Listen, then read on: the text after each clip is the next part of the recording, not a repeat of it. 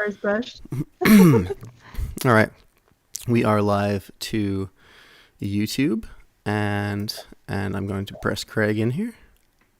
Starting to stream on Twitch. No, Craig. One more time. Oh. Craig. Craig is our podcast recording bot. Now There. recording. If he doesn't say now recording, I don't know when it's time to start. Welcome to the Yanggang Roundtable. It's Friday, November 13th, 11:11 a.m. Happy Friday the 13th. We have here Jack, a.k.a. UBI Scotland. So we're an American basic income advocacy podcast, and we're very pleased to meet you. My name is Shale. I have Faye Ku, Joshua Eastlick, and Sheridan here. We're all UBI advocates. We talk about poverty, basic income, and electoral politics. So with that in mind, could you please introduce yourself? Hi guys. Hi. So I'm Jack I'm a board member of Basic Income Network Scotland or UBI Scotland over the Atlantic. We're an organisation, essentially the only organisation that in Scotland that's established with the sole purpose of advocating for a basic income. So we run events, we talk to politicians, we offer our expertise, and we have a network of basic income advocates throughout Scotland, Glasgow, Edinburgh, up north, down south towards the border with England. We're a charity, so we don't, we're not partisan in any way. We're not supporting any political party, but we're sort of honest brokers to bring politicians, civil society together to move forward with basic income and get it realised in Scotland. I gotta just say, it's beautiful that you're here. I really appreciate it. And also, I can't wait to hear what you guys have been doing versus what we're doing and like ways to learn from each other. Like, that's what I want this conversation to like kind of like at least go towards a little bit, you know? Absolutely. I think there's no doubt loads for both us to learn and for you guys to see what you can learn from us. So looking forward to it. How long have you guys been a thing? You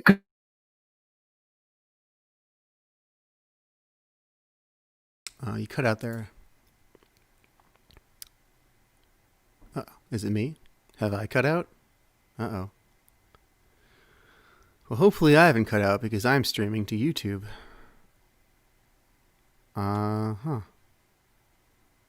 Well.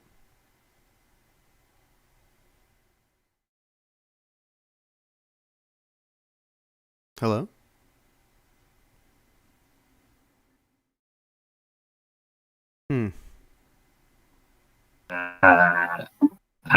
Ran a feasibility study through into whether we could run a basic income pilot in Scotland, and they reported in June, so that really sort of catapulted it into the headlines and onto people's radar.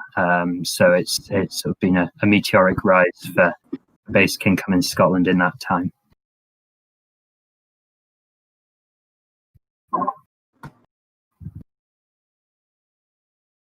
That's wonderful. I'm so glad you guys are doing stuff. My phone cut out a little bit, so I missed part of that. But I also cut out a little bit. Yeah, I'm so sorry. I really lost almost the entirety, actually, of what you said. I apologize, but I don't know what to do other than ask you to please repeat it. Just repeat it. Was that? Yeah. Okay. Can you hear me okay now? I can hear you now. I'm so sorry. Right. Yeah. No problem at all. Yeah. So.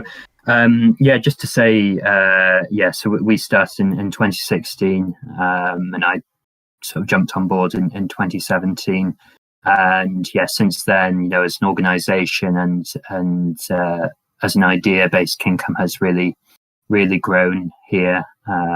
We've seen politicians across the political spectrum jump on board in a couple of years ago, some local councillors in Glasgow, Edinburgh, and elsewhere in Scotland sort of came together to run a feasibility study into whether we could run a pilot BI program in Scotland, and they reported in June of this year, and that's really sort of catapulted basic income into the headlines, onto politicians' radars, and into the public imagination as well. So it's been a really positive few years for UBI in Scotland. That's wonderful. I have to ask, what when you say local council, I'm not sure about the structure of your government. So it's similar to city municipalities. okay, So, yes, like, that's what I was getting at. Thank you. Yeah. So this is like a local level pilot.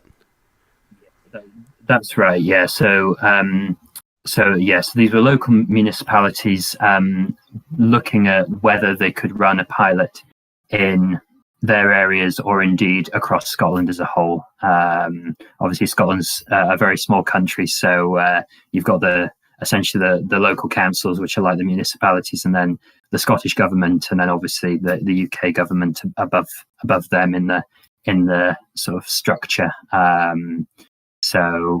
Which is quite good, because it means that local politicians can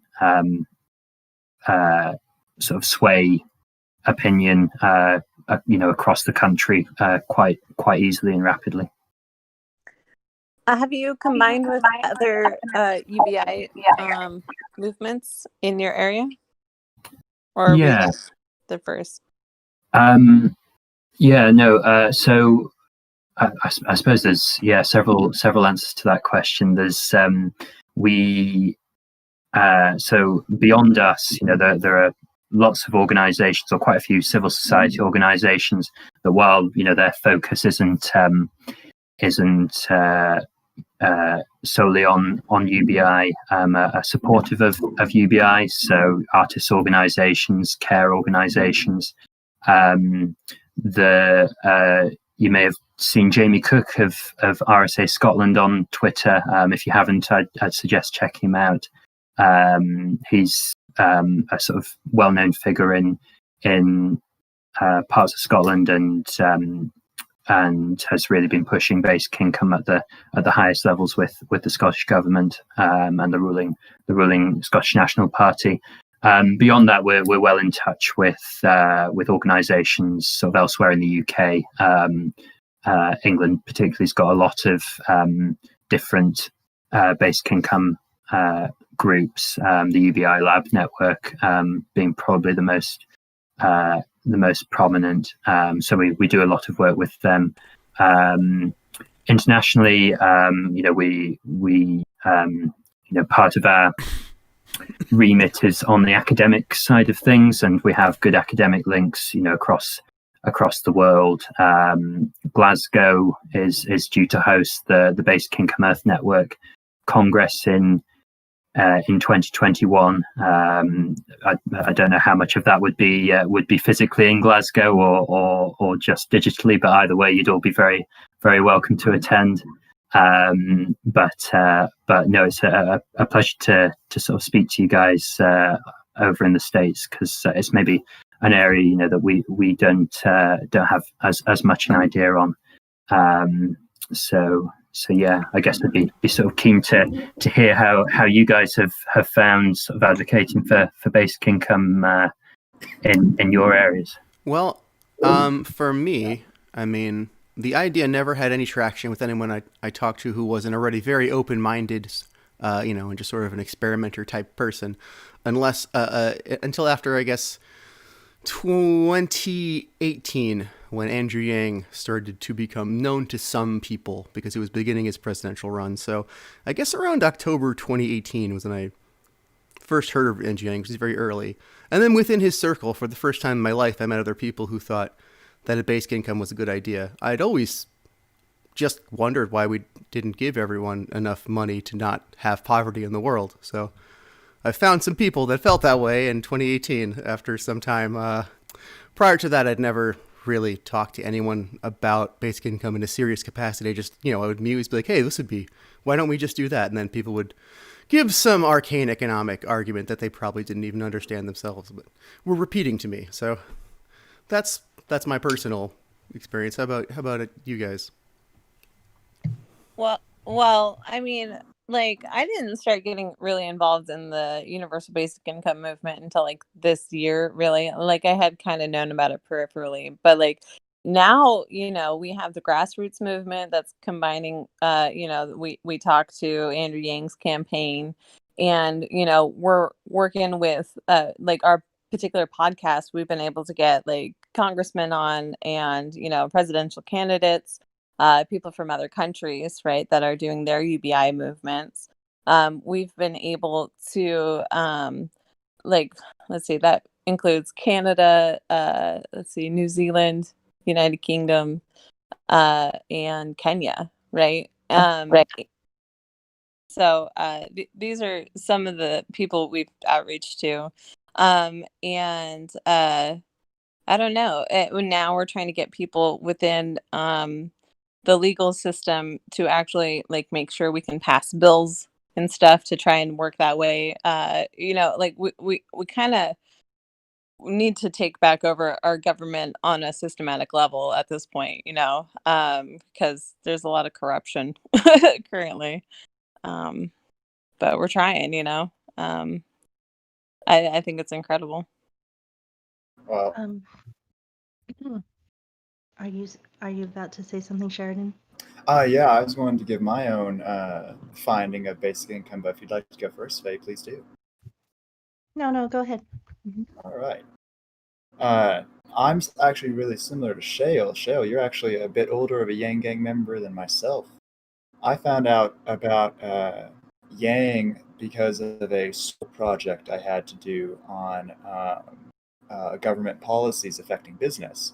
And I chose basic income because I was like kind of interested in it, heard about it, and I'm really interested in like Shale said, why as a capitalist nation we don't just make every citizen a capitalist with money.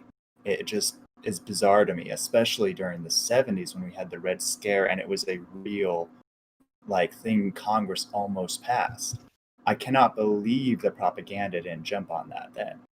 But I digress. Back to my point.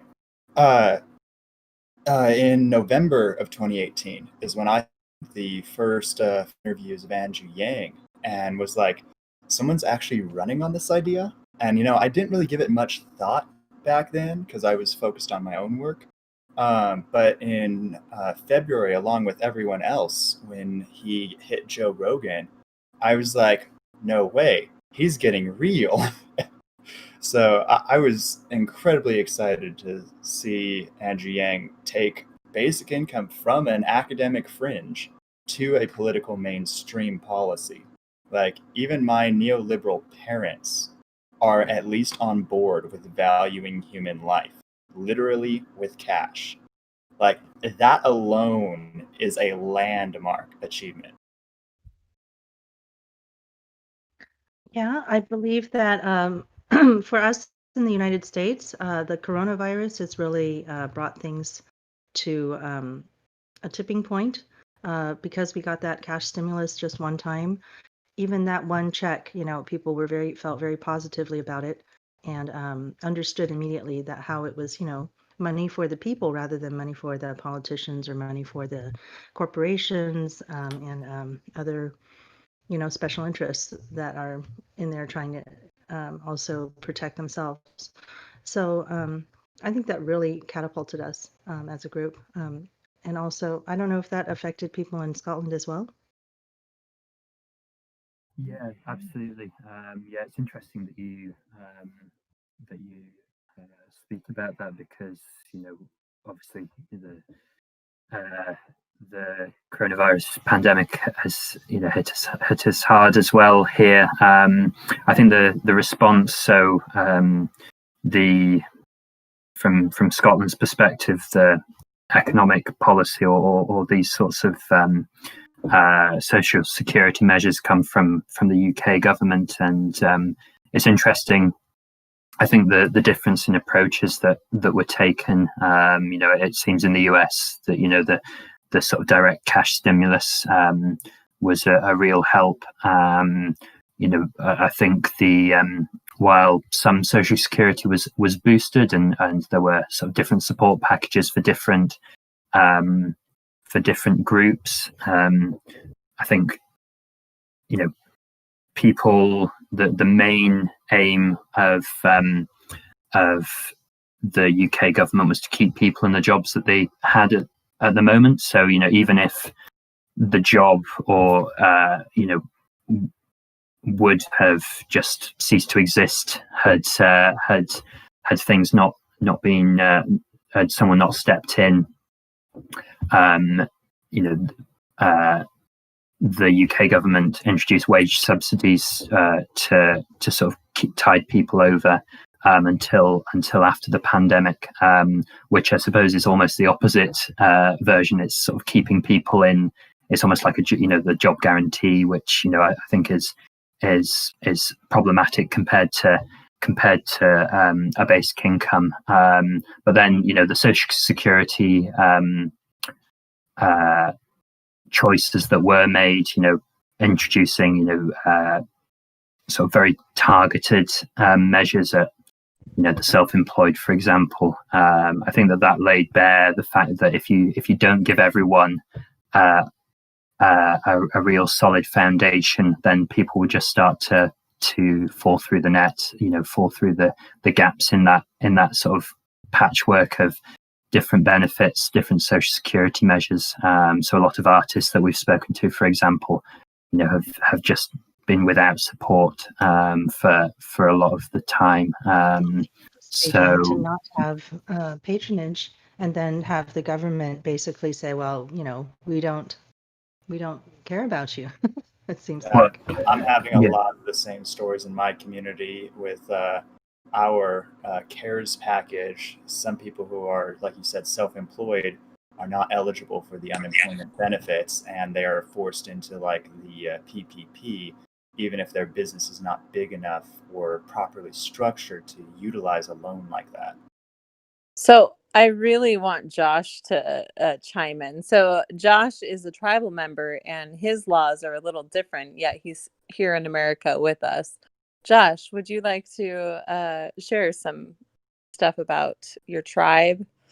Blah, blah, blah. Well, I had actually a question to ask him if that was okay. I didn't want to jump in right away. I was wondering, Jack, what type of political opposition or pushback has your organization encountered? So that's a really good question, and a very interesting one, I suppose, because in Scotland itself, the climate for the introduction of a basic income is very hospitable. So there are sort of 5 main parties, political parties in the Scottish Parliament, and of those 3, including the governing Scottish National Party, are in favour of introducing a universal basic income. The problem that we have is that the UK government and the Conservative Party that's governing in the UK is dead set against the introduction of a basic income. And I don't know how the sort of relationship works between like the state and federal governments. But here certain powers are reserved to the UK government. Allow me to mirror what you just said. We are having the exact same problem, except it is with institutional structures rather than governing parties. We have the House of Representatives that is more or less on board with more cash relief, and the Senate, which is Republican controlled right now, and they are against any kind of legislation that doesn't benefit the Republican Party's goals. Yeah, that sounds very similar to what we're experiencing here. It's very much now the Scottish government sort of trying to push for something, and the UK government just saying no. I think that it's a really similar relationship. So that's kind of where we are. Yeah. I had a question on that note. Sheridan, if the Senate were really furthering the Republican Party's goals, and if one of them had been to actually re-elect President Trump, then I believe they should have passed that cash stimulus. Mitch McConnell threw Trump under the bus. Yes, he did. 100%. There's no doubt about what he did. He intentionally withheld stimulus because he needed to get the justice through instead, and he's just been tabling all kinds of relief just because he can. But I had a question about Scottish independence. Since the UK is being a problem, has that gained more traction, and is there a referendum coming up? So another good and interesting question. So obviously Scottish independence is a big issue at the moment, and Scottish independence, the support for Scottish independence is rising, particularly as the Scottish government has done so much better than the UK government in its response to the coronavirus pandemic.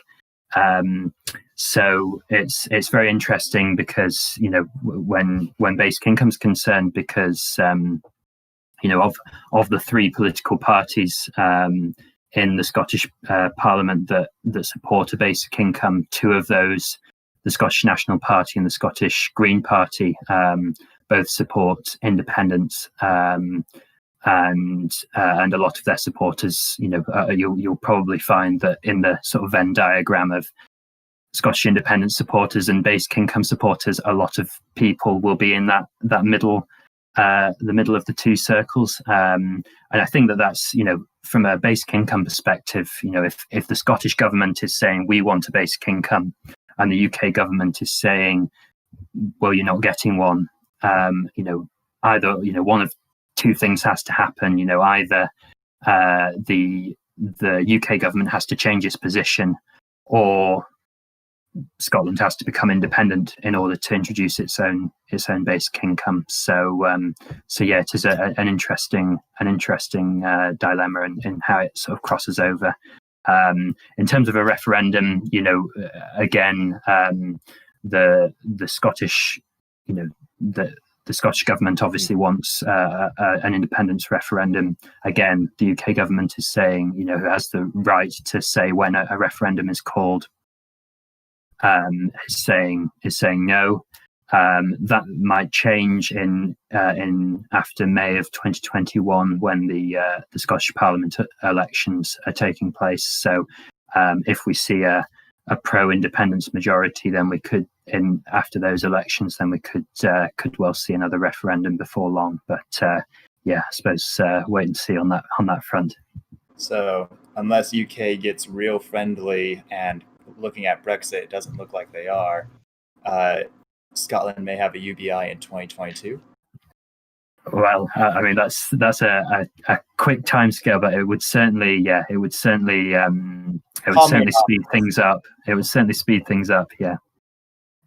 Part of what's great about the yanggang for me is that we are too young and naive to believe that we have to wait. And so right now we are like UBI 2020. And then, exactly. And then Why next not? year we'll be Why like not? UBI 2021. Well, what's funny is he is actually pursuing a UBI 2021 agenda with his national advocacy campaign, and depending on the final structure of the Senate, will really determine on how successful he can be in the legislature, because he's already done the awareness campaign. Like, he checked off a big box, getting the support from under 20%. We were at like 12% in 2016 to over 70% in 2019 to over 80% during the pandemic. So, especially with the apocalypse that just happened, everyone is on board. He just needs to make sure the legislature is properly shaped. So assuming sorry. Yeah. It's okay. Please go ahead. I was just asking. So obviously, my understanding is that that Joe Biden is not particularly on board with the idea. If in the circumstances where Congress is is on board, something could get passed without. It's incredibly political, and Andrew Yang has made this statement before, especially on the campaign trail. He said when he's president, if Mitch McConnell still is blocking in the Senate, he will go down to, I believe his state is Arkansas or Kansas. I can't remember what state Mitch is from, but he's going to go to his state and campaign Mitch to get him out of his seat to make the function of the Senate work.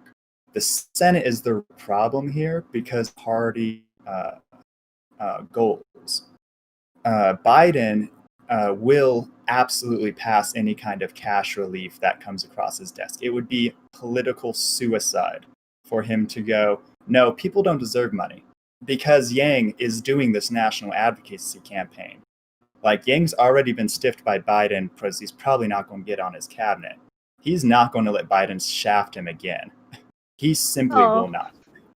Well, I wouldn't say that Andrew Yang has a lot of power to make something happen that he would like to happen. I mean, it's great that he would like to be on the cabinet, but he doesn't have he's not in a position to really force anything to happen. But I do think that a wonderful thing about the Biden-Harris, right, group is that Harris herself has actually has already come out for UBI, right?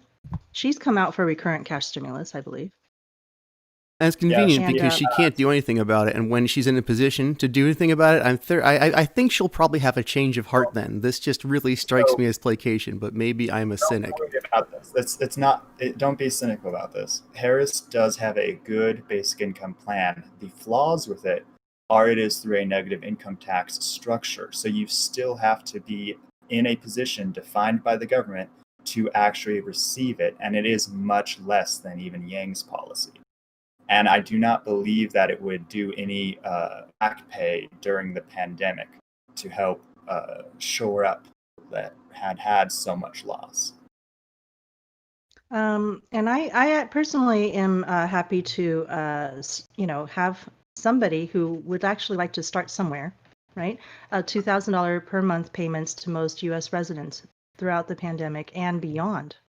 And so if you take a look at that, it was S 3784, Senator Kamala Harris's May 2020 Monthly Economic Crisis Support Act. It is, this is a new one. Some people are calling it the most generous monthly UBI proposal ever introduced. And so, I think that, I believe that, this particular team is going to get it done, right? If we can just get them enough support in Congress. So that's where we need to go next. Yeah. Welcome to the show, Ariel. Yeah, I'm like, what the heck? Because I'm so used to the 9 PST my time, so we started a bit early. Yeah. Well, they're from Scotland, so we kind of needed to be a little. Right. Yeah. Apologies, my fault. Good morning, there. I was just about to, I was just about to ask Joshua to go ahead and tell us a little bit more about what's happening in your tribe for the benefit of our guests and listeners. Oh, well, yeah, I was going to ask him, what is like the Scotland government actually doing to help support their people besides like universal basic income, or like are they nationalizing like food production, like sending out food or kind of rent relief or anything of that nature? Yes. So again, a lot of the support measures again have to come from the UK government currently. But yes, between the UK government and the Scottish government, there's rent relief measures, furlough schemes, self-employed support. Obviously, we have the benefit of a national health service and universal health care as well. So yes, I suppose there's a lot of measures in place for support through the pandemic. But the problem being obviously the sort of I suppose two issues really is the patchwork of targeted schemes as I've mentioned, and and people falling through the gaps. And then obviously a lot of these schemes are sort of helping support businesses that may well still collapse later down the line if things don't pick up post pandemic. So it could be it could just be delaying economic shock for a lot of people. But I guess we'll have to wait and see. Oh, I'm also interested to know, like, did Scotland have like a bailout like America did? I heard that like Iceland like arrested all of the bank people and like gave some of the money to the people, or they did something. They didn't let them get away with like crashing the economy. So I want to know You're for not talking 08 about right and now. That was something that happened in the past in Iceland. That wasn't coronavirus related. yeah, it wasn't coronavirus, but that's what they did. That like I'm talking about in 08 and in 2020 that did like the UK, which I think does that include Scotland, do what the United States did, or they did something different? They long and short is they basically did the multi-patchwork system like US, but a bit better than the US. Yeah, I think that's a good summary. Okay. So that's it. But did them like I know in London like they have that cocoon looking place. I forgot what it is, but I know that's like the financial center of like the UK there. So is it like the whole UK kind of like go that's like your Wall Street? So do they do like messed up stuff there too, or are things all right? I mean, yeah. I would say that the City of London, which is the Gherkin building and that area is pretty equivalent to Wall Street. Have other smaller financial sort of areas in the UK, including in Edinburgh, in Scotland. But broadly, essentially the City of London, which is the sort of very heart of the UK capital, is pretty equivalent to sort of Wall Street for you guys. Got it. Did that financial center get a bailout, or is it like different? In 08, there was a bailout for the financial sector. No one. I think only a couple of people faced prosecution or anything like that. We didn't go the way of Iceland, for better or for worse. Got it. Yeah. Well, the reason I wanted Joshua to mention what was happening in the tribal areas is because we feel that the UBI is something that many Native American tribes have a natural understanding of, that they've done it that way. When there's extra money in the tribe, they allow all of their members to enjoy the prosperity of it. And so And I agree with that. Like it's different. It's a different feeling. This is like a natural sense of security, just knowing that check's coming in, even like from a socialist aspect. It's just nice to have. A study that actually coined that, the basic income feeling.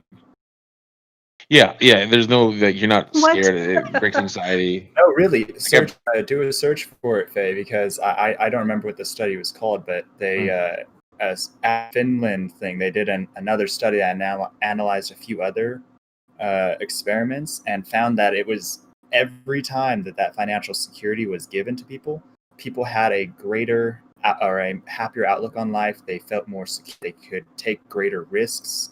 That they could really live life more because they had security. Well, it's kind of like feeling. Going back to a video game. If like they say, oh, you lose this one life that you have, and the game's just gonna explode. Like no one would really want to play it. Or they'd be too scared to do it. But it's like you have an extra life, and it's like, oh, okay, well, I can kind of like, if I fall into a pit or like hit a Koopa, if it's like a Mario game, then at least I know I have this other life. Yeah. Well, it's just the feeling of security and agency and being included in your society as a person with some influence and Right. decision-making power worthy of respect. Yeah, Right. that's I that's mean, the feeling, I think. It's extremely nice. Like, not only do we like have healthcare, right? With the healthcare backdrop, we have the educational system too. And even when you turn 18, like you're gonna, like, for us specifically, and this is different tribes within the United States. The amount of money is different, varies from tribe to tribe, of course.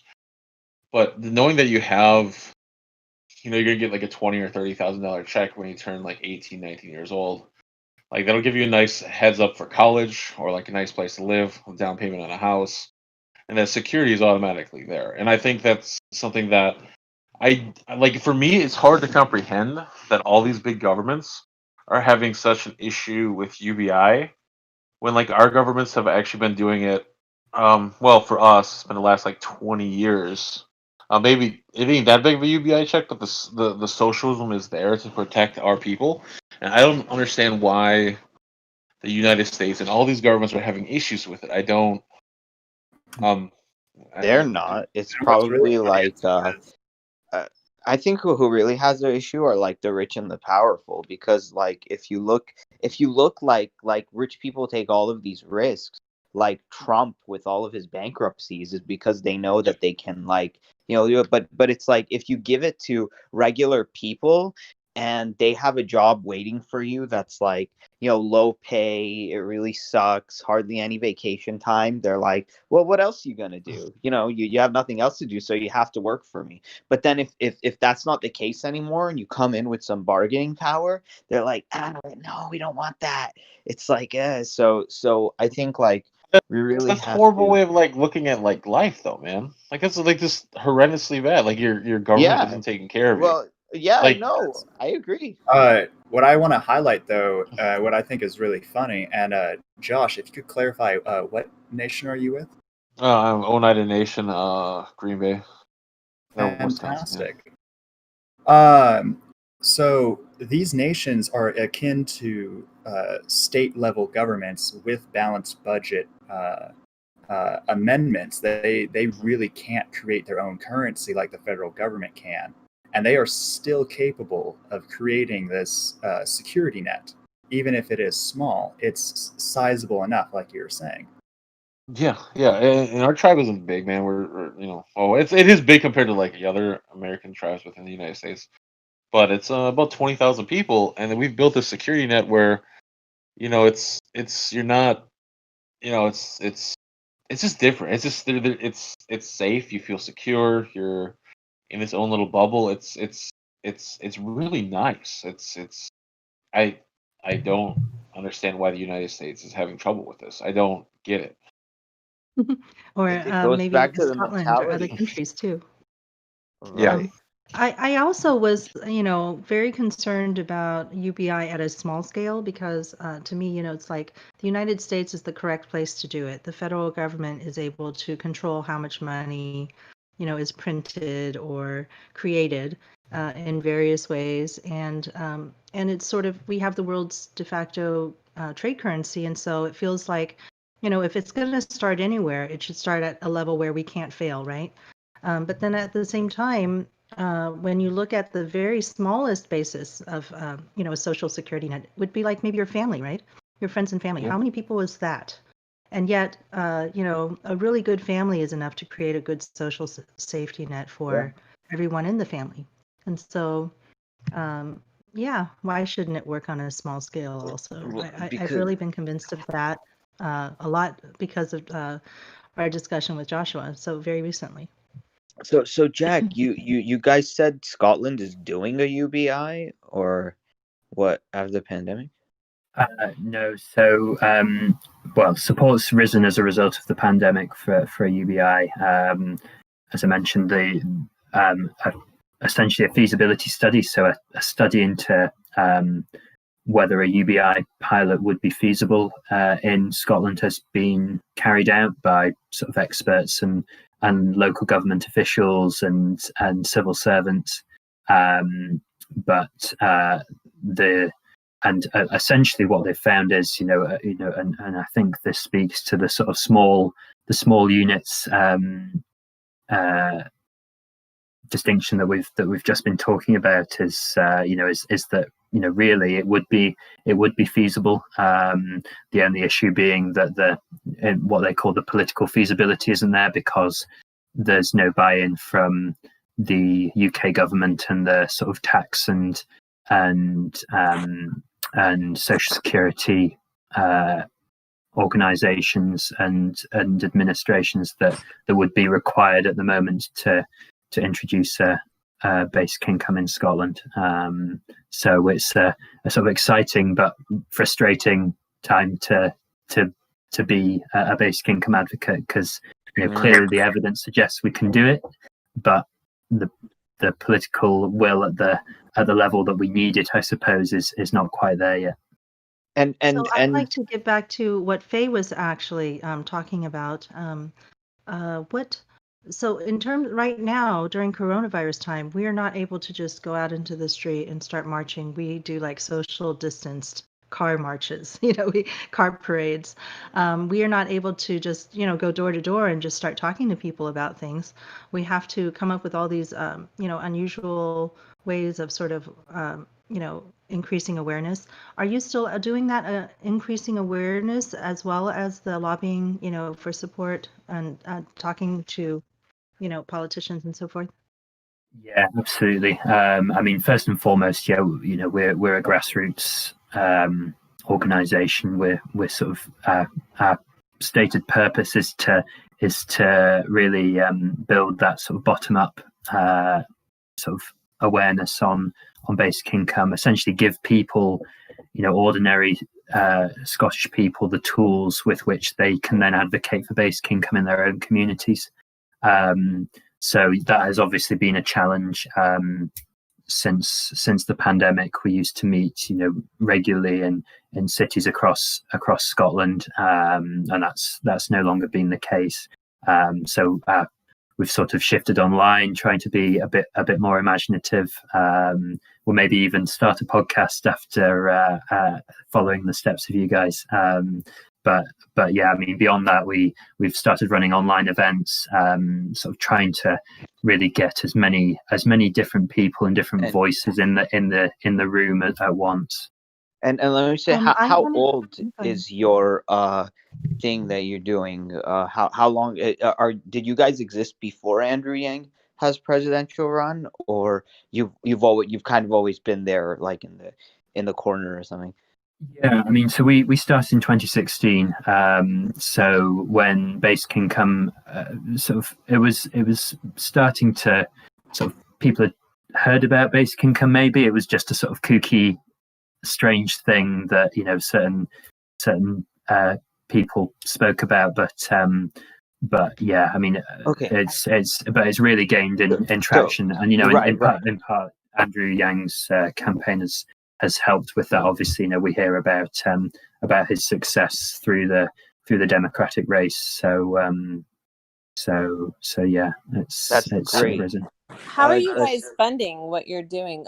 Like, are you primarily like volunteers, or do you guys have like grants coming in to like help build your platform, or what is your techniques? Yeah, no, absolutely. So we're completely volunteer led in that we don't have any sort of paid staff or anything. We're a board, and then we have volunteers across the country who sort of do things for the organisation and advocate for basic income in their own communities. We do have occasional grants. I mentioned, so we do sort of some interesting academic work working with universities. So we're currently working with a university in Glasgow, the University of Strathclyde, on sort of research into like how basic income improves mental health. So sort of talking about that basic income feeling, the idea of social security and that sort of thing. So we've got a grant for doing that piece of work, but it's currently sort of project based at the moment. So beyond that, we're very much a sort of volunteer organisation, which obviously has its weaknesses, but I think also has its strengths as well. Do you guys have you mentioned you might consider doing a podcast now, but like do you guys have any radio station airtime or TV ads or anything like that? Nothing sort of advertise, nothing that we pay for. We've appeared on some Scottish radio shows and the BBC and Scottish TV and stuff in sort of news programs and that sort of thing to push the case in a sort of debate format or whatever. But no, our any advertising that we do is primarily sort of online. We sort of don't have the reach, but we do have links with the press. Obviously, it's a small country, so there are only 2 or 3 newspapers that really cover the whole of Scotland. So we've got good links with them. But yeah, I suppose that's mainly sort of where our focus is. Do you have any very famous artists or creatives in Scotland that you might reach out to do some sort of, like advertising campaign, something like that? I was thinking if I was, anywhere near the UK, I would probably want to try to figure out if I could get Banksy, to do something UBI related. If this idea would, come across his, if he was able to do something that would draw attention to it, I think it would, get international eyeballs on it. Absolutely, yeah. No, it's a really good point, and actually something that we're sort of looking into at the moment. With sort of running a project on how to, engage with artists throughout Scotland, and really sort of think about how do we present basic UBI for people. It's not just about money, it's it's a lot more than that. So yeah, it's actually something that we're looking into at the moment. It would have been really awesome if you could have gotten in touch with Sean Connery when he was alive. Well, Yeah. I mean, thankfully we're blessed with a lot of celebrities and actors and writers and singers in Scotland. So yes, I mean, certainly we'll need to start reaching out to some higher profile names. It'd be really cool, in my opinion, a global competition of artists trying to like do UBI advocacy, because I mean we've got like different countries now, and the word global sounds really powerful, right? Even if it's just like one artist per like country. Yeah, I'm especially interested in sort of installation art or street art where it really is of the people and it's of the place, it has and it's temporary, but it can be recorded and shared all over. So I find that interesting. Absolutely, yeah. That's exactly the sort of thing that we're looking at. Obviously, difficult in the current climate. Given a lot of city streets are a lot less busy than they were at the moment. But absolutely, yeah. And it's something that I think folks elsewhere in the UK have looked at. I think it was in Newcastle. There was a sort of small project around that sort of installation art, or just sort of taking over a shop front and sort of using it to sort of build out, invite people in to talk about basic income and using that sort of platform to really engage people and make people think about a different future for everyone. So yeah, I agree. It can be really powerful. Yeah, just dreaming up ideas, right? I was thinking it'd be interesting to have like a money drop from an airplane or some sort of flying conveyance, and fun. Just having it just having money floated down on people. By the way, does Scotland also have like a punitive like welfare system where you do a little better and they take it away from you, and then it's like what was it, like unemployment, like they have to make sure that you're searching, and if you're when they monitor like every tiny little thing you do, stuff like that. Yeah, I mean that's a problem here. yeah, I mean, it's one of the biggest reasons to my mind why we need a basic income. It's ridiculous that that someone who's maybe, you know, working part time is, you know, getting their social security taken away from them because they're sort of starting to work some more hours, and, you know, likewise, you know, it's ridiculous that people would have to jump through so many hoops and prove that they're looking for work and everything, when actually they could just be given the money and do something amazing and productive with it themselves. So it's very much an issue here. I think that's just the Western world. Maybe even the Eastern world. Like, I don't know how they do it in Russia or something like that. But it's like we hear the same stories just everywhere, because there's this, I think it's like the Reagan Thatcher kind of, you know, philosophy took over, and it did this. It's terrible. Yeah. Still living with those the consequences of those sorts of decisions. Absolutely. So I kind of want to hear Josh, like some of these things where like, do you in your tribe have any form of the welfare thing as well? Welfare is what, like? Well, you know, like subsidized if you're housing doing and. if you're doing a little better, you lose benefits and stuff. Like, Oh no, not really. Yeah, no, not at all, really. Actually, you're doing worse. You just get better benefits, and they don't take it away, really. what a concept, right? Right? Yeah. Well, what about the wealthy? Do the wealthy still get their monthly benefit like everyone else? Yeah, it's a group mentality thing. Like, it's everyone gets their part of the pie, and everyone's working towards a certain goal. I don't. Yeah, it's just different. It's just different. We're just a group mentality. It's so I think- interesting because you almost act like you have like this culture shock to your own country, right? Like, Oh, there is a complete culture shock to our country. Yeah. I don't understand. Like, the United States alone is just. Oh man, I don't understand it. I don't get it. And I'm only like 5 miles away from like the United States, is like technically the border, whatever you want to call it. Put it into a few pithy words, I would say, in a reductionist way. The United States is an advertising-based culture, and we've really sort of mutated away from some of the basic human values that are present in almost every other society.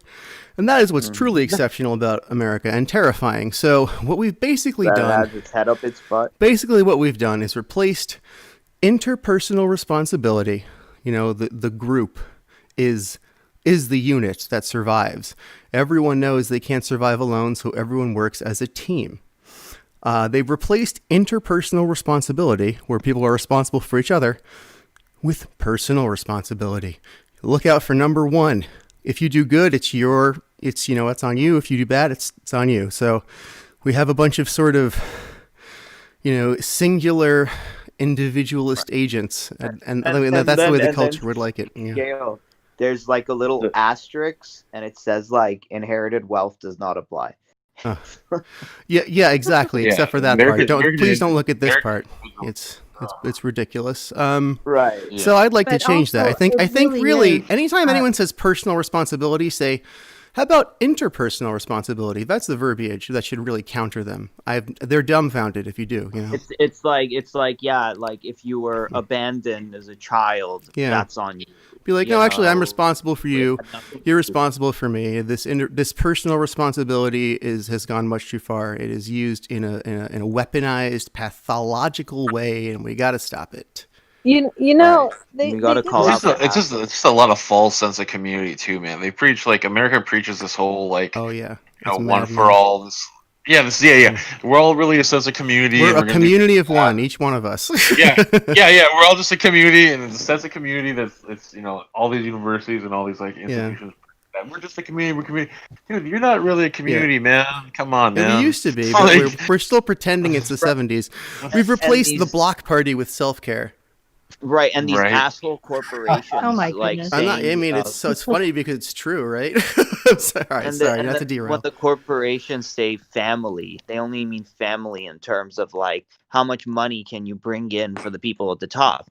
And when you can't bring in money for the people at the top, you're not family anymore. You're nobody. Get lost. Well, there was this thing Well, they did with AI, and what they found out was AI was like the best action plan is you scratch my back, I'll scratch yours. Like that's what AI was like. This is the right way to go. That's the community-based interpersonal accountability or whatever words you used. Like, I mean, even AI thinks that's a better option than this one person for themselves. Yeah, it's well, I'm a big Faye, you know the fan term, of personal responsibility, the term that everyone throws around. It's just interpersonal responsibility, a slight variant. That's it. How can we turn like America back to like that way that it used to be? Like, is there a way to actually do that, or is I don't know. I mean, was it ever? To what degree was it really that way? I hope it was When really. I don't. now, I now wasn't that there. now, Can you hear I me? think I would I like to. think Yes, I would I like can to hear think you. that it was I mean, there. I think generally, in broad strokes, we can look to the past for inspiration, but we can't ever go back to it. It's always got to be something new. well, we had this like unreasonable worship of the businessman, you know, and I think Trump has shown that this businessman worship culture is a load of bull because like he mishandled things so freaking bad, and like we just go back now. There's going to be a power vacuum with like Trump and Bernie kind of Not out of really. the out of the Really, picture right now, and I think we can fill let's it. have Faye say her thing, and then I'll get back to you on that Trump power vacuum because it's a great discussion. What's up, Faye? Hello. I was fidgeting with my speakers to get it work back online. I was actually thinking about what Shale was saying. I am a big fan of children's, literature and children's movies and things like that because I have 3 children and I also just really enjoy it. But if you look at all of the stuff that we've been producing for children, practically every children's show is a story of growing up, right? And during this process, they meet certain challenges that they have to overcome.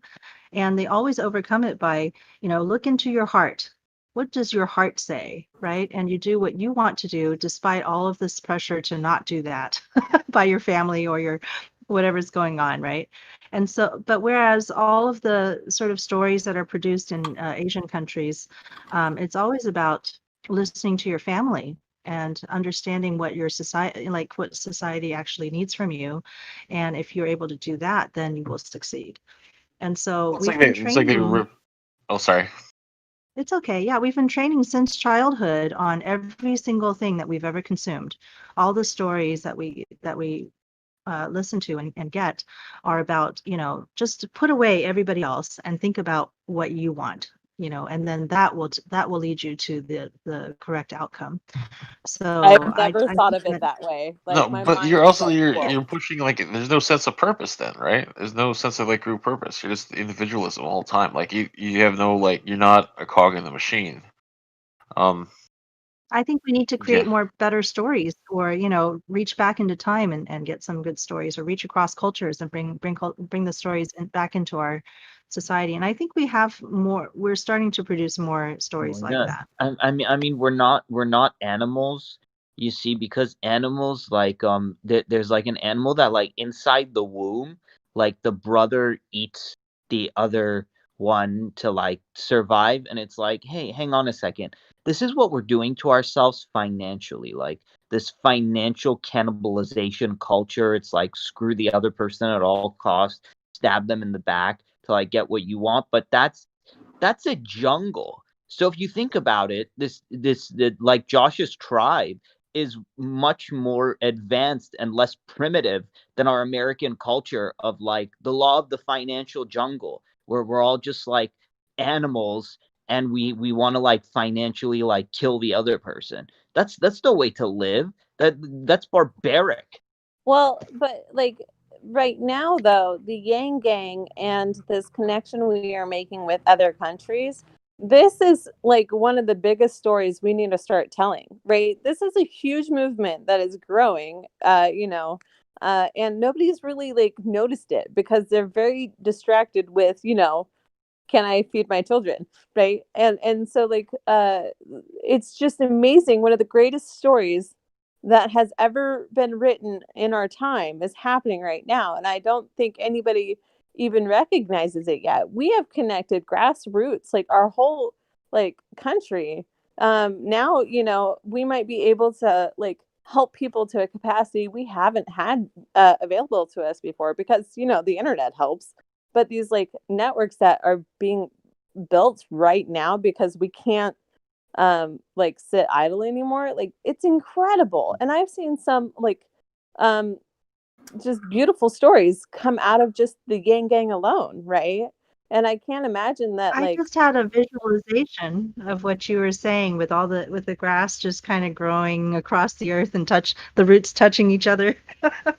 Wouldn't it be great if we could take this story and set it for children, so that we know by the time the next generation comes. I mean, I think we are focusing a lot on exactly what we can do right now, but we have to also plant the seeds for like the next generation I because really they'll think that naturally this, understand.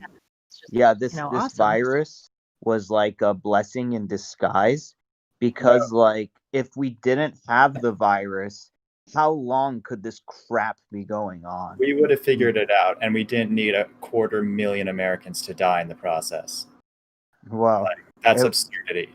Just it don't say that. would have happened eventually. But It would have basically Yeah. become an incredibly powerful economic policy. It's just an inevitability. Sure, it might have been another 10 years instead of 5, but 250,000 Americans is not worth 5 more years. Yeah, what I think's really exciting is the depth that the movement has started to gain, both both over here and with you guys. As you say, if obviously we're all hungry to get a UBI now, but it is about having those broad, deep roots. That means that when the next opportunity comes along, the movement will make the most of it, and I think that's what's really powerful about the Yanggang and the movements over here, is that it's not just about one politician or a political party or one particular group of people. It's about a movement, and I think that's what's really strong and powerful about what you guys are doing and what's happening over here. I agree. I mean, the idea that we're setting all of this up is not really just for ourselves, but for the children. And so if we don't have, if it doesn't happen this year, yes, it's going to be awful. But if we don't have it for this whole next generation, that's going to be the real failure. So I think that we can make it happen if we just keep gaining strength and we never give back any space, just keep well, taking over a give little them no more at a quarter. time. people Like the Give people no ask quarter, yes. people ask me what my motivation is for doing all this work. I'm like, because I have a couple nieces and a nephew that I don't want to step into this reality that we're heading towards, right? It's terrifying, and they don't need to. Like, it's not their fault, right? And like we have the opportunity now to change the course of history. We can change the trajectory in a capacity I don't think we even thought possible, right? I mean, my goal is UBI worldwide, right? Like, that makes sense to me. But we got to start, local. But what if there was like local chapters all over the world happening at the same time? Then it would be like, oh yeah, you know what? Like, this is a worldwide desire. Why aren't we doing it, guys? Like, I don't know. It makes sense to me. I think, for example, Star Trek story has been very, very good because, in the Star Trek world, there's not a lot of money exchanging hands. It's kind of a cashless society there. And so it gives people a sort of an idea of what it could be like. But I think we need to also do some, like more immediate science fiction, like, something about 10 years down the line. after UBI, then what would things be like? If we could envision that and write it up and produce it somehow, that would be pretty interesting. Well, shifting to Ariel's earlier concern about the Republican power vacuum, that's actually likely to remain filled by Donald Trump at least for the next 4 years. It looks like he's going to do one of two things, which is either prep for a 2024 run and actually try for it, or raise money on a 2024 run and just not run. And either way is going to suck up so much political, basically, attention that no upstart Republican who actually has a good amount of charisma and a decent platform that the Republican Party would enjoy, Trump's just going to be the demagogic figure for the next 4 or maybe even 6 years. Oh, wow. So you don't think he's going to immediately get hauled off to jail? He is going to actually continue being a troll for the... To combat these lawsuits and claim these lawsuits as political attacks when they simply That's aren't. what he's been doing. Criminal lawsuits. Yeah, so that's just very, I think it's a good call, Sheridan. I'm with you on that. So you think he's just gonna stay relevant, so there's not gonna be a vacuum?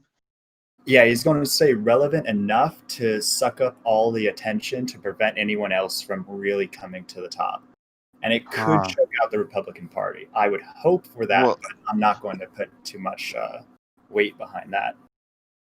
Jack, do you think your society has been paying attention to American politics much? A lot recently, yes. It's actually striking how enraptured everyone is in the presidential election, and the ins and outs and everything. And I think that's America's such an important country for the world. I have friends in Europe and India and things, and everyone has been sort of glued to CNN or whatever in terms of following the election and the fallout. If they're watching CNN, they may see Andrew Yang occasionally. Yes, indeed. Yeah, well, and all to the good for that. Yeah, I mean it's a really interesting time, and yeah, I mean it's going to be interesting to see how things change. I mean, I noticed that Andrew Yang hasn't been sort of tipped or anything for a cabinet secretary post or anything like that, but it'd be good to, as you say, have at least someone like Kamala Harris in a good position if she's pro basic income. But honestly, the world's watching. Jack, because of our systems of Congress, Kamala Harris being the VP is actually fantastic for basic income if the Democratic Party wins the 2 seats in Georgia.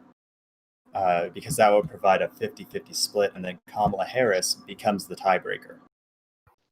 Fascinating. That would be a fantastic story if that happened for basic income. Does everybody know Mitch McConnell in like Europe and the UK and stuff? Yeah, I mean he's a relatively well-known figure. He's obviously been around long enough to. Wow. Like we just like he's let me just say he's hurting us more than you guys, so don't feel so bad. Yeah, no, absolutely. I mean, it's if anything, the change in the White House is going to be the biggest thing, obviously, because the president has so much power over foreign policy for the rest of the world that Joe Biden just being in the White House is going to make a huge difference for Europe was breathing a sigh of relief, when that happened. Yeah, absolutely. So, I mean, he just can't stop heaping attention and grabbing attention to himself at all times.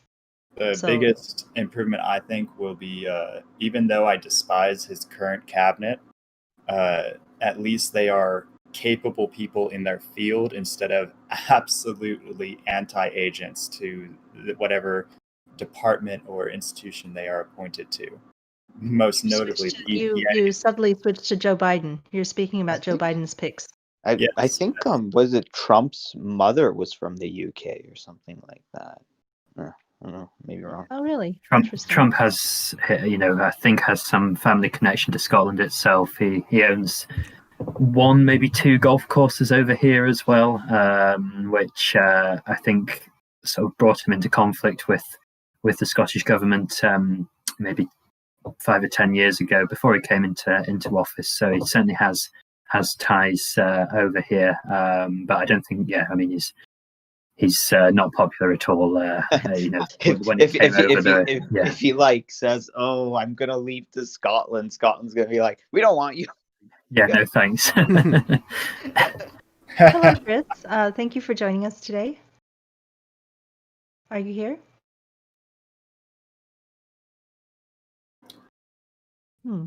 I can't hear Chris. I see his. I actually hear him speaking in person. I think he's just here to monitor the bot.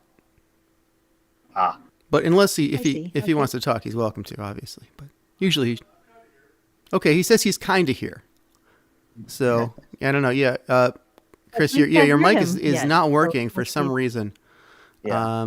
I mean, it's weird. You're registering green on Discord. Discord hears you, but no audio is coming through. I don't know what that's about. Anyway, we'll try to figure it out. So please continue. So, Jessica, we have had a chance to speak with the basic income advocates in New Zealand and in the UK, and so Canada. far, I think Canada and Kenya. And so we were delighted to have to add you to our list of international UBI advocates that we've had a chance to speak with. Do you know if there's any sort of is there like an international event every year that we should be signing up for and we should be attending if we can? Yeah, absolutely. Yeah. So I don't know how much you know about the Basic Income Earth Network Congress. It's the so Basic Income Earth Network is obviously the sort of global organization for basic income. It started in Europe, but has obviously spread globally. And it's in part academic research, but also activists and advocates are a part of that organization. It holds a sort of a conference every year or couple of years. This year it was supposed to be in Australia, but obviously because of the pandemic it couldn't go ahead. Last year it was in India, and the year before that it was in Finland to tie in with the pilot scheme that was coming to an end there. So we're holding it in Scotland in 2021 at the end of August. We're still sort of planning and pulling together speakers and everything, and obviously questions around how much of it is just going to be online, how much will be physical. I think there's still an appetite for people around the world to come and meet and chat about UBI face to face and talk about as we are now, talk about how things are doing everywhere else in the world. So hopefully there'll be one of our very good friends, Scott Santance, be one of the speakers for you in hopefully yes. We're just looking into speakers at the moment. So and I've actually I've spoken very briefly online to Scott in the past, and I know he's a lovely guy and a fantastic advocate for basic income in America, and clearly globally he's very well known in the UBI network in Scotland and the UK.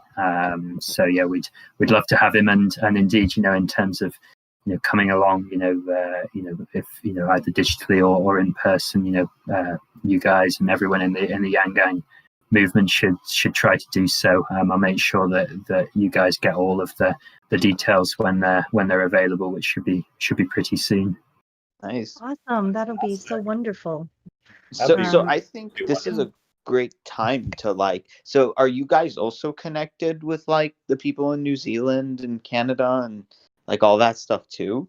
Because then we can like kind of like create this thing where it's like all strong, and then we can share notes. Yeah, absolutely. Yeah, yeah. I think that would be really powerful. Yeah, we've spoken to way back when, spoken to different advocates, particularly with folks in Canada. So it'd be good to get everyone sort of You around the probably know table. And Jesse Gullum then. yeah, absolutely. And well, my mind's who drawn a was blank. before Yanggang, who was the representative of basic income here in the United States? Would that have been the basic and I is think it it would the have been income Scott. movement? I'm No, asking Jack. Oh, I've certainly heard of basic income movement. To be honest, I haven't been in touch with anyone stateside in a good while. I think Jamie Cook, who I mentioned at the start, who's probably the strongest advocate for basic income in Scotland, has sort of been in touch with folks, particularly around recent the sort of pilot schemes in Stockton and elsewhere. But yeah, I don't actually know. You guys are certainly the first people I've had the pleasure of being in touch with in the US and So, as far as Well, UBI is concerned. I want to say I think it's very important for us to have these calls that are not at formal things, right? Like it's very important to have these conversations. But I think what we're trying to do, or at least there's it's called the trickleup.com, and the guy who's in charge of it, his name's Boyce, and he's trying to essentially make a news channel, maybe more digitally, I don't know, but like we need a version of CNN for this grassroots movement, in my opinion, right? But we need to be able to have international calls and just like talking about stuff too and interviews on a very personal level, because I think that's where the real think tank happens, right? Like that's where Yeah, we ideas are we born. gotta like tug at people's heartstrings.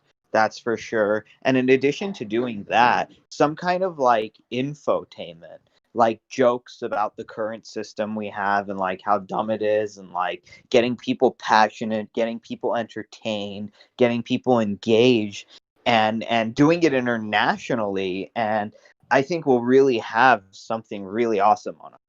And what do you think, Well, Jack? in the United States, I think Yang and the grassroots area, if we have a national representative, it would be the Humanity First movement, and they're organized through Slack. And this group has partnered up with Income Movement here in the United States. And Income Movement has been running, like monthly campaigns to like contact your Congress people, and also to make to do things like taking 6 million steps for basic income is the current. They're using an app, to while you're walking for fitness, actually also advocate for basic income, that kind of thing. And so I think if there was, I would think that Income Movement would be a good representative for us in the United States. As Yang is not organized in that way, we just kind of loosely affiliated with each other. Well, think about it too, though. Like, like we are getting information about these like international things, and but see, we are grassroots, so we can spread that like information to all these other people across the U.S. because that's what the grassroots is, right? And then maybe they know somebody that needs to hear about the international movement, right? Or maybe they have a friend that maybe lives in Australia, and like, hey, Australia, did you know there's this international thing? And so like you get more people to spread the word about this international movement. Like we didn't have your website or anything like that until, very recently, right? And the more we collect this data of like who's on board, we can share that data. But if we never had that conversation, uh, this would not be sharing, right? Yeah, absolutely. And the more of these sorts of conversations we can have, the better. I think that's how the movement grows. Is through whether it's structured, unstructured. Between any organisations, whether it's income movement or individuals and groups like yourselves. I think just the more that we're interacting and sharing ideas, the better, really. Well, also different countries have different strengths. Oops. Oh, I was just saying. Another group in the United States is called the Poor People's Campaign. I don't know if you've had any information about them. No, I haven't. No, I'd be interested to hear about them. Okay, so the Poor People's Campaign is they're calling it a national call for moral revival, and they are built on this was a name that came out of a group that Martin Luther King had originally envisioned, and so they're basically pushing for Martin Luther King style economic justice and other types of lots of different calls to action. So UBI isn't their only platform, but I would think that it should be sort of one of their primary, one of the most important parts of the platform. But they're also looking for all sorts of things that have to do with poverty, alleviation of poverty. So sounds fantastic. I think, I mean, poverty and anti-poverty is a really important reason for supporting UBI in Scotland. The feasibility study that I spoke about, that one of its primary goals was to examine whether basic income would alleviate poverty. So poverty is and alleviating poverty is a really important issue for the basic income movement in Scotland. So they sound like a fantastic organisation on the back of obviously Martin Luther King's support for a basic income of sorts. So I hope that Yanggang will be able to reach out to Poor People's Campaign and also Basic Income Movement, and just make our group stronger. We've been these various disparate groups, and bring them all together, and maybe we can all join the Basic Income Earth Network together. But what our team is also doing is we're trying to just get outside of our own echo chambers, right? Because tomorrow we have someone who, like, her partner is quite well known in the YouTuber realm, right? And she's going to be on here, but like her partner has been an activist of their own sort, right? And so I don't think these are easy things to necessarily break into when it comes to like more well-known like online presences, or even if we had people on from CNN, right? Like that's a difficult thing to do on a grassroots level. But I think what we've been able to pull off is like jumping into these different social networks and be like, okay, now how do you feel about this, and getting their input. And because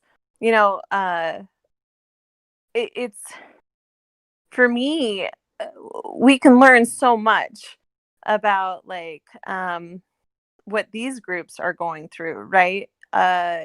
If you're a fan of Hannah Hart or Markiplier or these other YouTubers that have maybe 1 million subscribers, like they have heart, and they've heard the stories of their fans, and the fans like feel like they kind of know these people, and they resonate with them. So it's almost like you need them to be on your side, but like also you would hope they would be on your side, right? Like is this something you consent to like promoting, but also like how does your fan base even feel about it,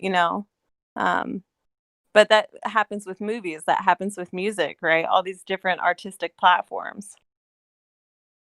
So I don't know. I think it's cool that we're doing this. I think that's great, and I think to my mind, it seems that that's really in the spirit of Andrew Yang's initial campaign, and that he was able to reach groups of people that maybe other candidates couldn't with his message. So yeah, no, I absolutely think that sort of thing we should all be doing.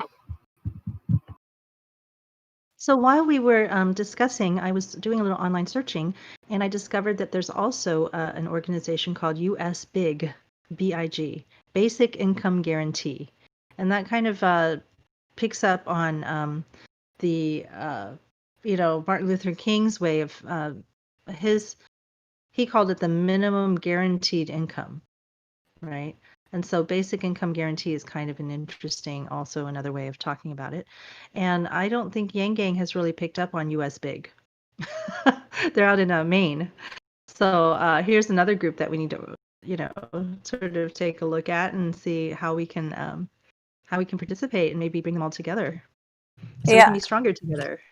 But see, even talking to native tribes, like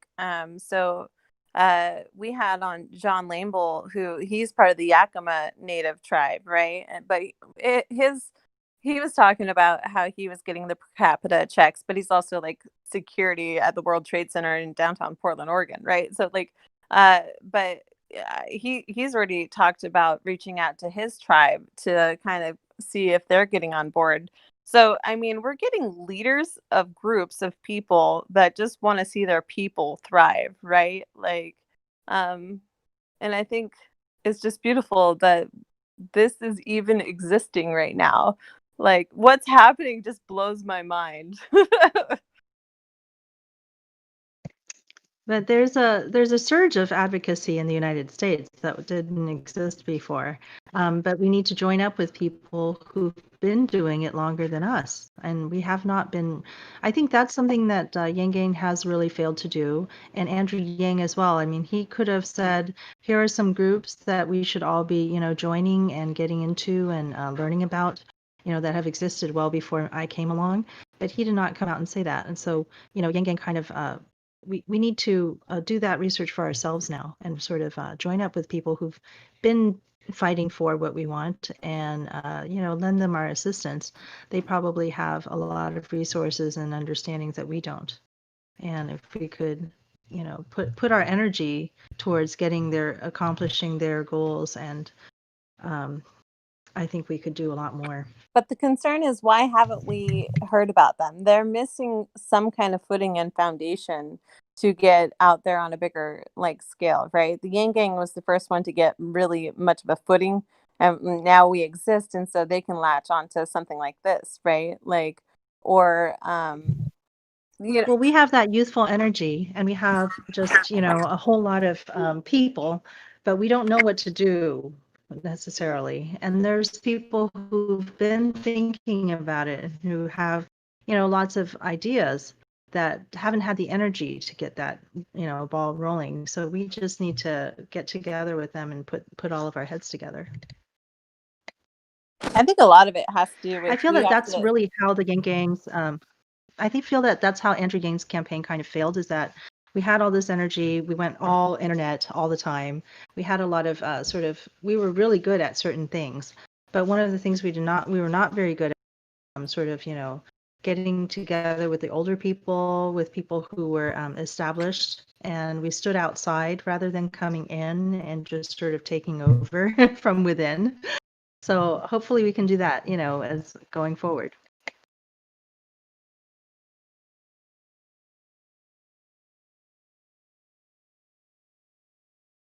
I agree. So I think if we should invite Scott Santos to come back. Let's do that soon. I think that's a good idea. I think what we should do is get a meeting of all these different countries together, plus experts in their fields, and then be like, all right, talk, right? And maybe also offer them a little bit of something in their drink. Get them all ready for the discussion. So, Jack, what are we going to do in terms of, maybe something collaborative? Have you ever thought about, if we were to do a collaborative sort of action, what we could produce together? Well, yeah. gosh, well, I mean, I think first of all, it's a great idea. What we could do, oh gosh, I suppose it's so open. I don't know. Did you have any ideas? Well, I was thinking that if you would be up for it, maybe we could do some sort of art type of collaboration. So that's what I've been thinking a lot about is if there was some sort of event where, maybe it's just drawing with chalk, on the sidewalks, because we're all socially distanced right now. Why shouldn't it be something that could happen, all over the world at the same time? The more people are doing it at the same day, probably, could be something we could do. Yeah, And I think absolutely. maybe chalk art, yeah. Yeah, absolutely. As I say, there's so much.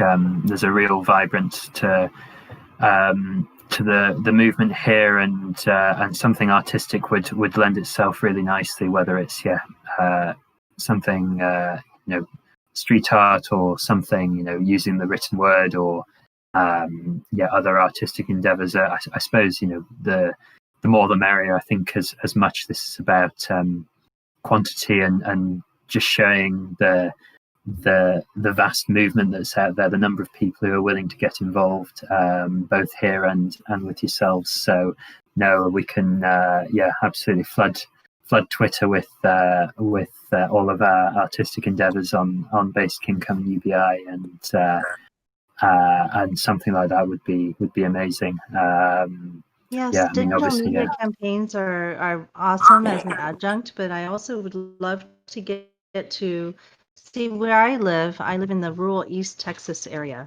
And so I'm in an area where people don't know about UBI. We have a lot of Trump supporters here, and we watch Fox News. We don't have, does anybody watch Fox News in Scotland?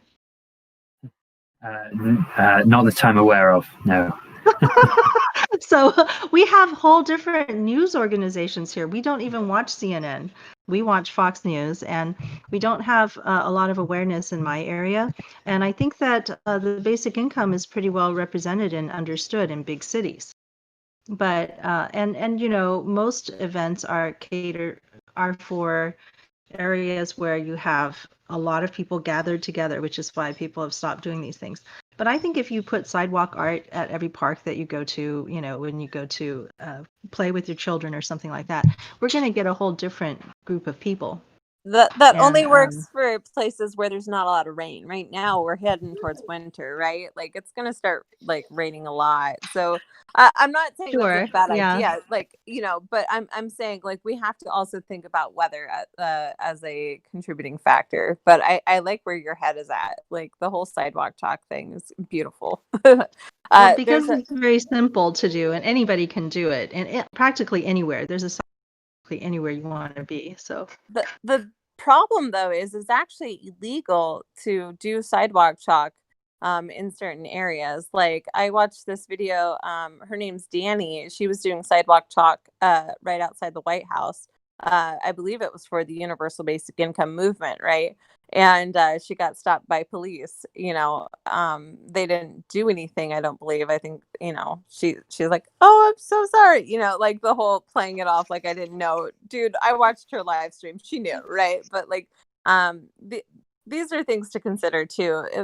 It's more like just stop what you're doing kind of talks, right? But I think that's ridiculous, I guess too. The reason I think about those types of things is I'm always thinking about kids too, right? Like, how do we get it down to a level where even my 6-year-old, who is now 7 today, it's Zephyr's birthday today. But when he was 6, he was able to explain Andrew Yang's policies and explain UBI to people. Like, at that level, then who is it that can't understand, right? I mean, if a 6-year-old could explain it to you, it makes it pretty simple. Yeah, it's the beauty of basic income. It's simple. People get it. Obviously there's maybe some lingering questions for for folks who don't get it right away. But it's nice, simple, concise, and lends itself to that. So And I absolutely. think another thing is that's bringing this up right now is because one of the people in our podcast is a machinist.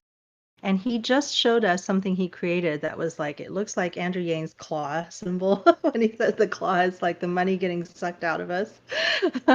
But he made this on a metal, and it's a sort of a stencil he could use for toast and other things, right? I was thinking it would be cool if we could maybe provide a stencil for people, and then that we could send out, and people could like just stencil the art very quickly using whatever means they have. Absolutely would fit. It's something that's simple that people can do very quickly and easily. Then absolutely. Yeah, and so wherever they go, just take out the stencil. Boom, it's done. Put it back. Exactly. Yeah, and hopefully it provokes. It's the sort of thing that would provoke people thinking about what they would do with the basic income, how it would just transform their lives. I think it's always important to really sort of make people think, right, how would my life actually be much better if I had this regular income through in my bank account every month or every week. And I think that just having that conversation, like getting people just emotional over the fact that they don't have it. It's like being stolen from, because if the banks can get all this free money and the corporations can get free money as coming out of your tax money, I think we can have passions kind of rise. And I think because like the controversy gets clicks, it gets views. So if we can make it controversial of not having a UBI and get people all hyped up, I think that that can be an alternative route as well. So we can do both like the benefits and both like how you're being robbed by not having it. I want to ask Josh. You guys kind of have things a lot better. Oh, it's really bad, Faye. Sorry, I can't hear you. Am I breaking up? We're having trouble hearing you. Yeah. Okay. Sorry. Let me come back inside. So, can you hear me now? It's good. Yeah, no. Okay. I wanted to ask Josh, like your tribe kind of figured some stuff out, right? What was your approach? What was your technique? What does that look like?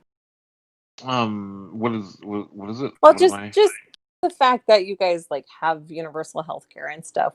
I think that just goes back to like our ancient times, man. I think that comes like to this community working together as a community. I think that's just the way that it's been for thousands thousands of years.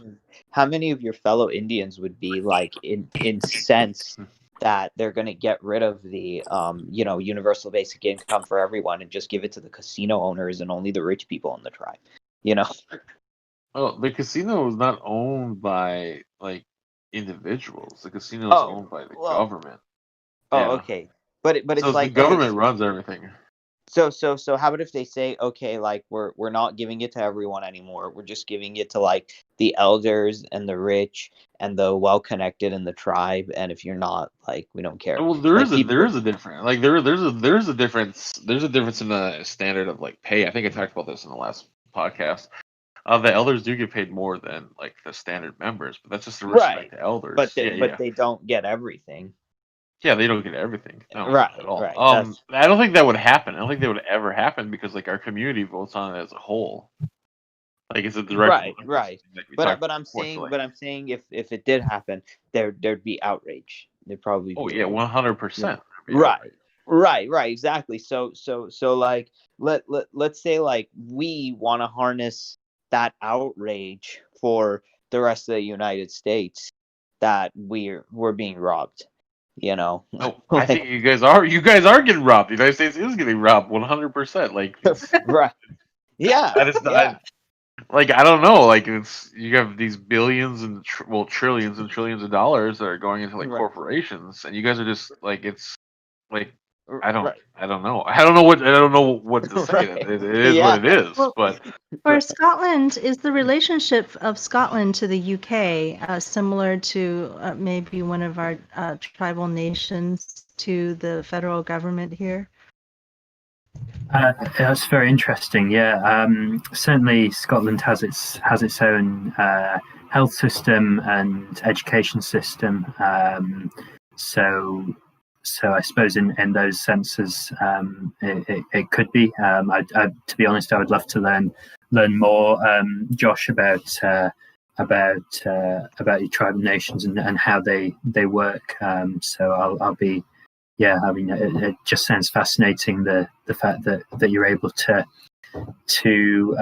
introduce these welfare policies that are just much more progressive than at the federal level. But I suppose, yeah, in terms of the sort of Scotland UK relationship, I would say, it's probably somewhere in that ballpark, in that we have a separate health system, education system, but we're still unfortunately tied in other aspects. So social security being the primary example, and taxation. Hence why we couldn't introduce a basic income ourselves without UK government involvement. But yeah, I'd love to learn more. So, like, do your Well, Scottish I think politicians go to Parliament? we're coming to our the end of our discussion because our 2 hours is almost up, and so Ariel, go ahead and ask your last question, Oh, and yeah. I hopefully we said, can do a do sign off for everyone. Mhm. do your Scottish politicians go to like Parliament in the UK and stuff? Yeah, so we do have representation in the UK Parliament. So yeah, there's maybe 50 of the, I don't know, 600 or so MPs and members of Parliament in the UK Parliament are from Scotland. But in terms of what the UK Parliament sort of governs over Scotland, it's sort of limited to a few issues. So we sort of have representation there, and then at the sort of Scottish level at the Parliament in Edinburgh. So Right. it's a sort of strange system because they're then, unlike every state has in America obviously has a state legislature. There's no sort of English only Parliament, so it's a sort of weird asymmetry to it all. But Right. yeah. And last but not least, did you at least introduce like a UBI Scottish politician to that Parliament, or are you talking to your Scottish politicians about this idea, and how are they receiving it? Like, what are they saying? I mean, so by and large, lots of Scottish politicians are on board with UBI, both at Scottish level and those that we send to the UK Parliament. So yeah, a lot of Scottish National Party MPs at the UK Parliament pushed for the introduction of like an emergency UBI when at the start of this crisis back in March, April. Obviously, were didn't get anywhere because of the intransigence of the Conservative government. But certainly, it's great to have such support from politicians in Scotland and from our representatives. So we're very lucky in that regard. It's just a shame that we can't do anything about it because we're blocked to the UK level. Okay. Good to know. Good to hear. So we just have to like exert more influence. So you probably have some good allies in the like England UBI thing, in the UBI Youth Lab there, in like the more what is it, English parts or British parts, as I think Britain, like yeah, it's like yeah. Do you have a social media place that you would like people to contact you or get in touch with you if they would like to help? Oh gosh, yes, absolutely. So I suppose Twitter's always the best place to contact us. So you can Find me at Jack Perry 01 or our organization Twitter account is at CBIN Scott. So that's at CBIN Scott, and you can find us there as well. We look forward to hearing from you. Okay, I put that in as a credit for you. Great. Also, let's get everyone else to give a sign off. Thank you for coming on. That was really great. Yeah, thank you. Really great episode. Learned a lot. Joshua, would you like to give a social media? And also, if you go into the live stream chat, you would just type !credit like I have for Jack, and you can put your information for the Twitch stream and YouTube. All right. I actually just decided to join Twitter, so Josh, so it'd be Twitter / Josh Gieslick. You sound so thrilled about it too. Thanks for taking one for the team. Right. And how about you, Sheridan? Yes, I'm Sheridan. You can find me on Twitter at JSaberGamer, on YouTube at The Odd Party, and on Patreon at Not Public. If you want to help me out in any of those venues, I would greatly appreciate it. Okay, very good. And how about you, Ariel? Yeah, so Ariel, you can find me on Twitter at Ariel's Ariels, and my YouTube page, Revolutionary Thinking. Okay, Faye? Hello. I just want to remind people to like our Facebook page, Yang Gang Roundtable Podcast. Also, to reach out if you have any resources you want to share and or people you think need to come on our show. These are things. My personal Twitter is at Tisdoney, TISDONEY. And we can always use help. We need grant writers, video editors. If you have talents, please come our way. All right. Anyway, Yes, we have a website. I think we should have a submission form for your info, right? Oh, yeah. We got to work on our website a little more. I'm the web mistress, Faye Ku, you can find me on Twitter at Palestine Math, and my, of course, just as myself on Facebook. So, Shale, take it away for us. My name is Shale Riley. You can find my Twitter at SHAELRILEY. Thank you for giving us your time and attention here. This is a really good show. And we'll be back tomorrow with more basic income advocacy. I think we're on 2 to 4 Eastern tomorrow, right, Faye? Don't we? Correct. Okay, yes. Good. And then again on Sunday, on the Sunday show is later on, I think 3 to 5. Who are we speaking to tomorrow? Her name's Ella, and I don't know how to pronounce her last name. I'm not going to lie. But she is the fiance of Hannah Hart, which is a big YouTuber. My Drunk Cooking's Hannah Hart. Yeah. Man. She's the fiance. I love My Drunk Cooking. I have not watched it in a long time, but that's old YouTube. It was she's so funny. I wonder if she probably won't remember me, but like in 2011 or 2012, she did like a grainy live stream on Facebook, and I appeared. And at the time, I looked like an old-timey strongman without the muscles. I just had a bald head and a ridiculous, like, loopy mustache. It was great. So she might remember me as, like, twirling my mustache, and she commented with, like, was that a mustache purr? Did your mustache purr? She probably won't remember that. Anyway. Well, Hannah's not coming on the show. It's no, Ella. I know. Yeah. She wouldn't remember through her fiance. That's not how memory works. Unless you're on the right drugs. Anyway, thank you, UBI Scotland. Yes, thank you, Jack, for coming on. You. This was an amazing. Thanks, guys. Real pleasure. All right. Thank Goodbye, you for everybody. coming. And